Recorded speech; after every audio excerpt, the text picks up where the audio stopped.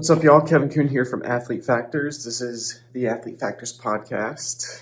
Sorry I didn't get an episode up last week. Had a little busier than normal, or I guess a different set of circumstances, let's say, last week. So a little bit of a issue with my vehicle. I got hit by another car, so that sucked. Just going through that whole process is always a headache. Thankfully, no serious injuries, back soreness, neck soreness, stuff like that. But aside from that, I'm good. Can't say the same for my car. You know what I mean? So that whole going through the insurance and everything is always a little bit of it's a mental struggle, that's for sure. So I was a little bit off my game last week, so my apologies there. The plan has been to go over how my training has been since doing an update with Ambrose, which I did actually a couple weeks ago, and then kind of went a little bit off the rails with my training last week, and things have just been a little strange, so my apologies on that front. So today, now we're kind of getting back to it. Wanted to go over really some books that I've been reading and that I'm planning to read, and discuss some of the key points that I'm learning from those books. So you may have all heard me mention it a few times already, but Running with the Buffaloes is an absolutely fantastic book for anyone who's involved in sports in general, but specifically within endurance sports and running, just to get inside the mind of a high-level coach and some high-level athletes, and really see what an entire season looks like. So it takes place, it's by Chris Lear, I believe, pretty sure, and it follows the 1998 Colorado University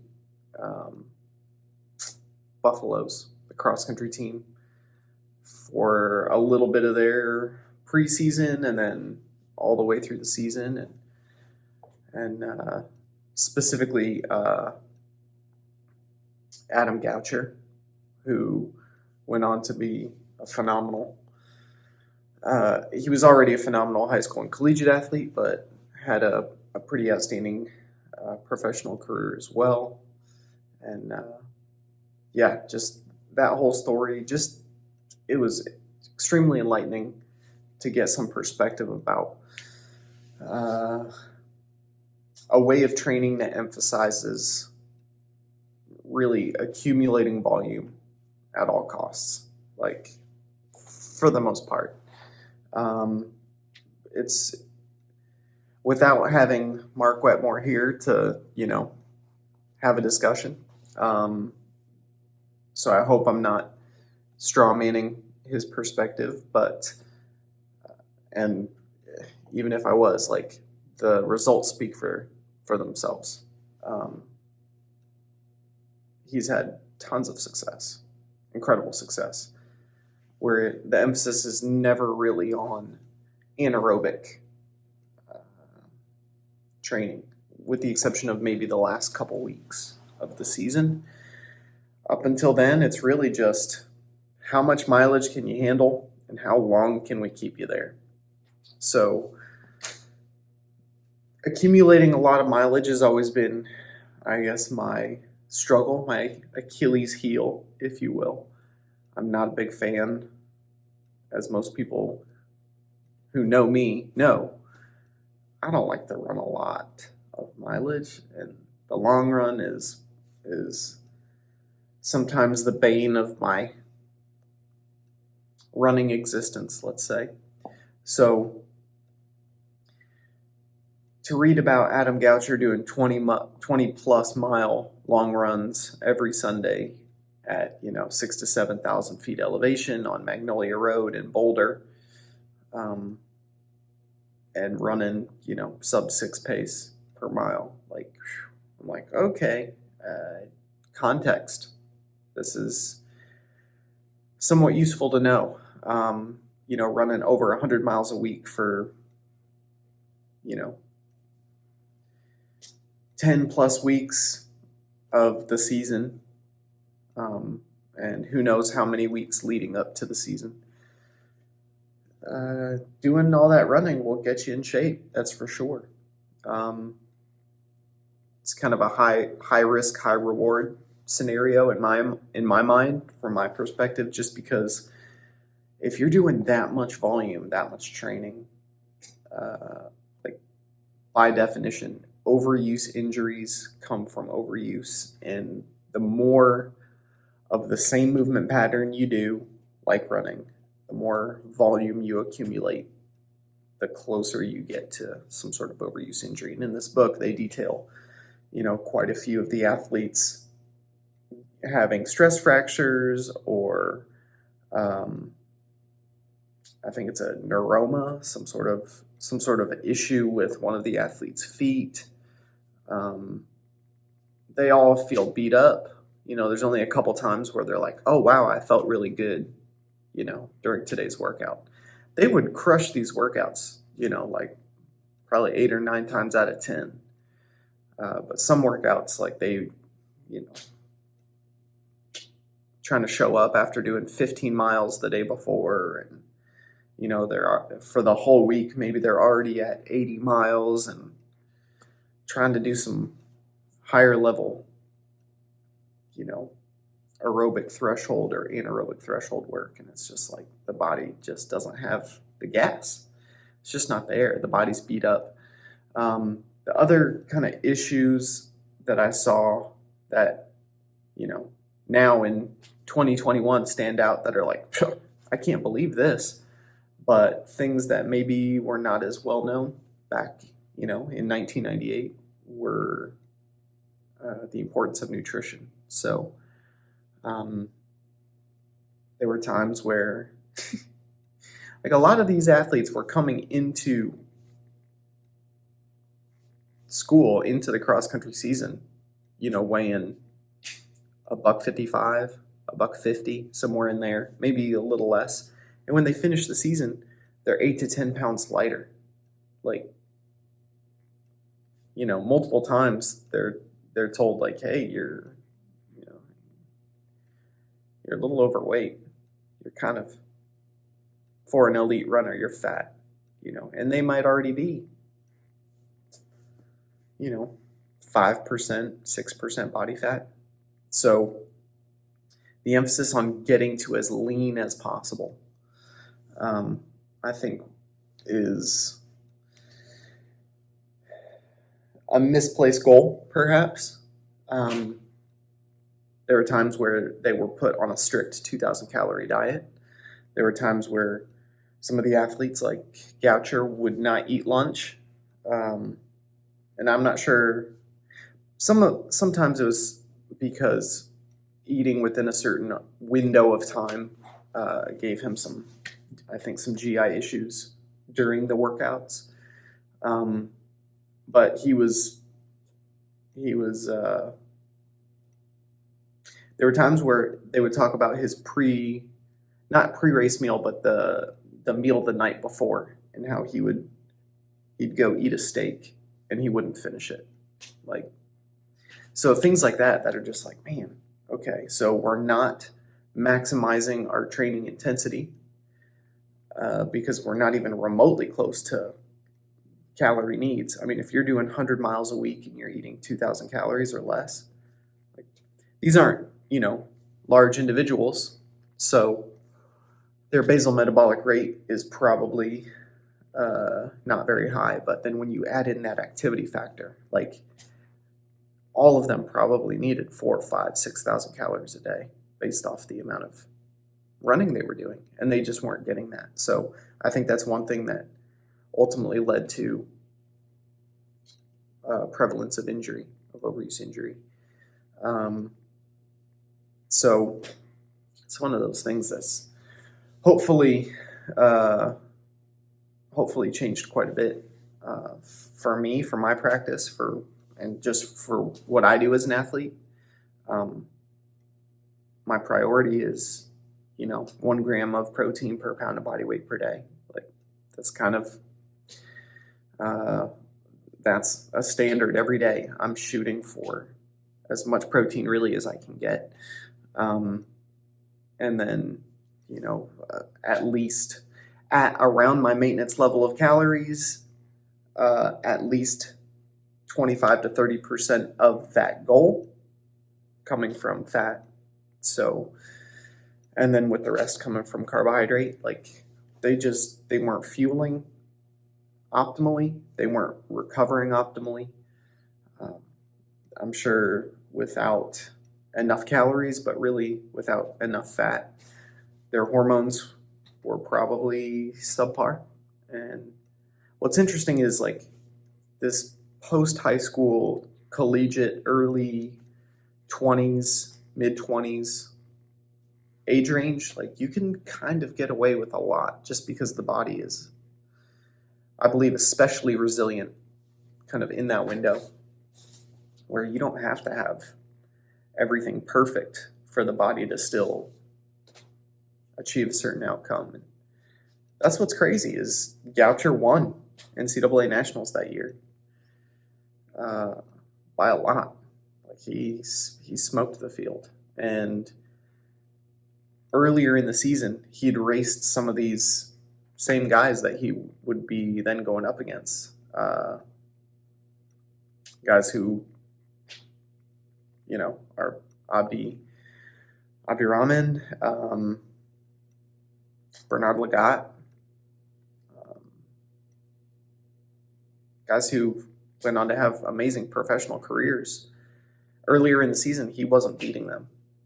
Like he was training through those races, accumulating that volume of mileage. And then at the end, when he finally got to rest a little bit and was, in a better mental state, like he smoked everyone. He had, some amazing racing at the end of the season. So despite what I would consider very, very, very less than optimal nutrition and recovery outcomes, when he finally got a little bit of rest, his body did adapt amazingly. So allowing him to just throw down. So I think that was really interesting.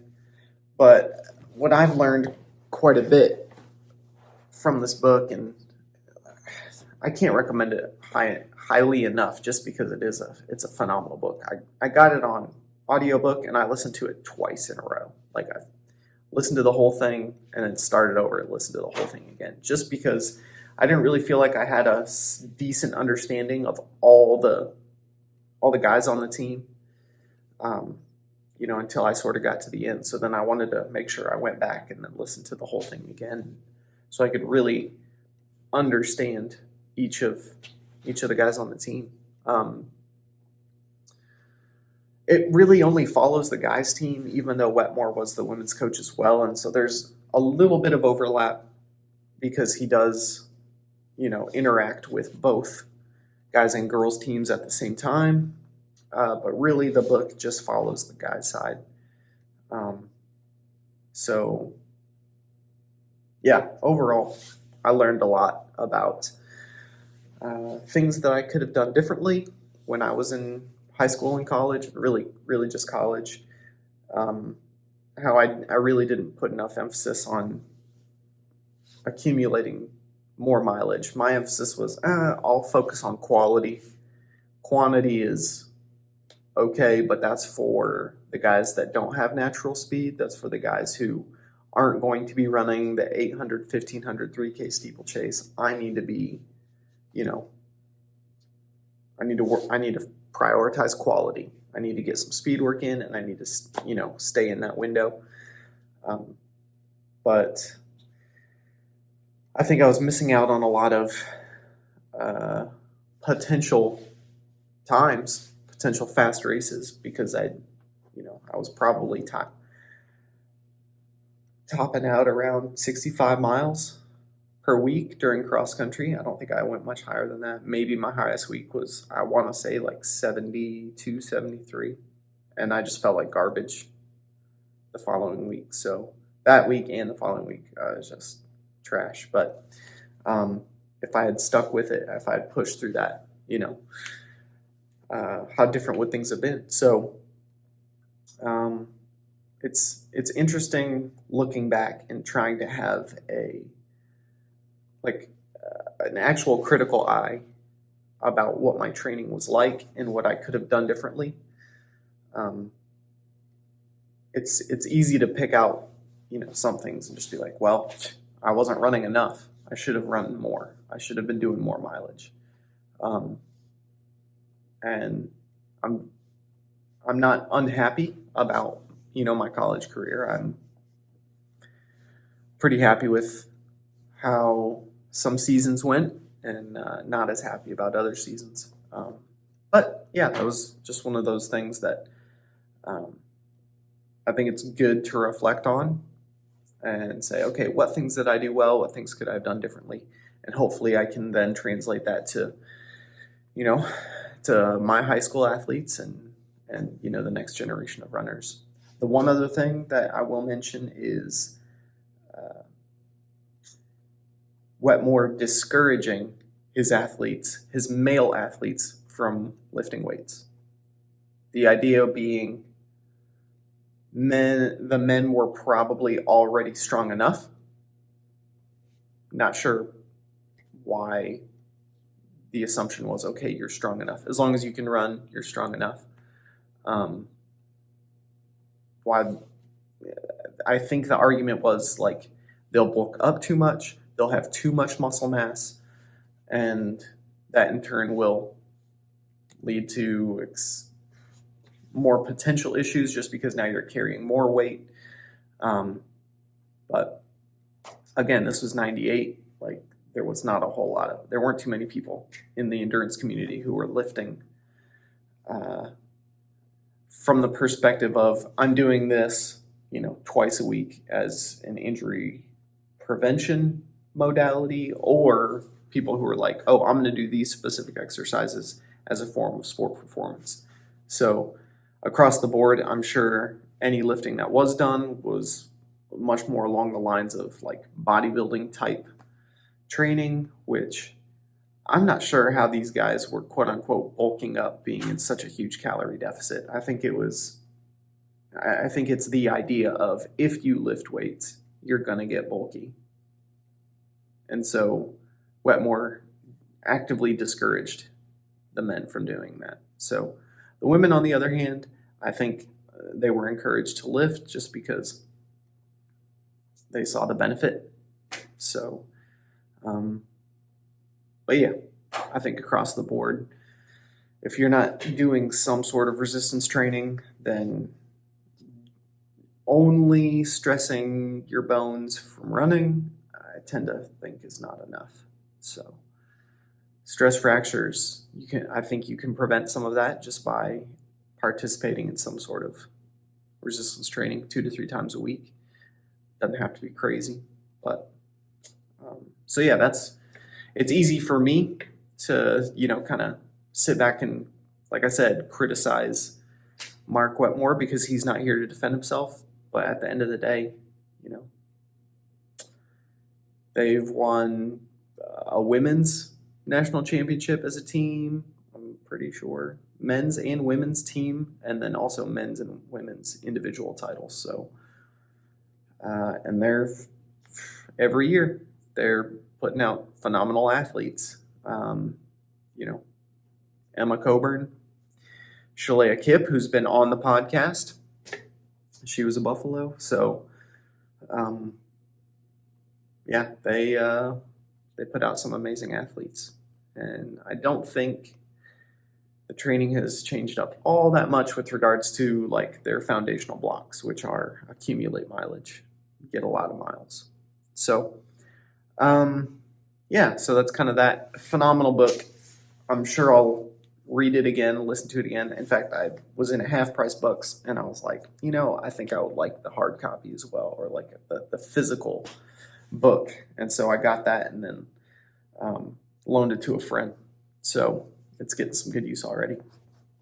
So what is next on the reading list? I just got The Science of Running by Steve Magnus. So I will begin that audiobook soon. I'm really excited to kind of dig into that and look into what he believes is, or what he interprets the science to say about running. So I'm really pumped about that. And at the same time, I'll show you two other books that I'm looking into. So I've got Bowerman and the Men of Oregon.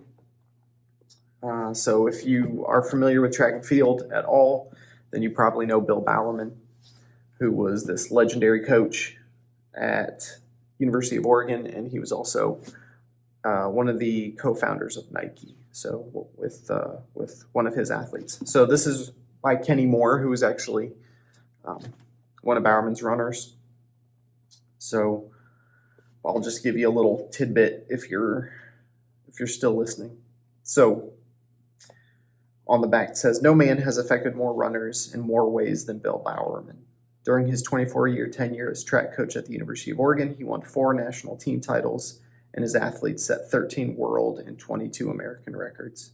He also ignited the jogging boom, invented the waffle sole running shoe that helped establish Nike, and coached the U.S. track and field team at the 1972 Munich Olympic Games." So, quite the story. He was Prefontaine's coach, among, many, many others. Like I said, it's 13 world records and 22 American records while he was coach. So, really excited to get into that and see what that's all about. And then